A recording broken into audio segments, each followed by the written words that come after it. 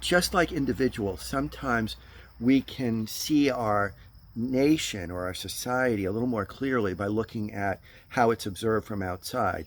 And I can tell you that Adolf Hitler, when he was planning the final solution, when he was planning to massacre Jewish people and all others whom he considered undesirable, he looked at the U.S. as an example that inspired him.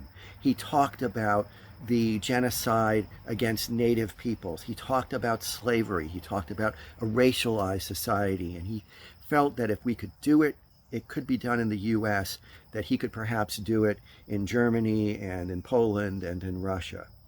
And that's a very sobering reality for us to understand. We are a society that's based on racism. There are researchers who will talk about even the Revolutionary War was in part an effort to preserve slavery because there were elements within the British government that were working very diligently toward ending slavery. In fact, slavery was ended in Britain in the 1830s.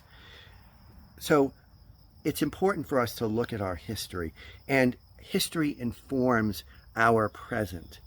I recently heard a talk by Gloria Steinem where she said patriarchy shapes our society, but it also lives in us. So patriarchy lives in us. Racism shapes our society, and if we're not paying lots of attention, it lives with us too. It guides our habits when we interact with other people and the way we think about other people. Same thing with homophobia, with ableism. So we need to be paying attention.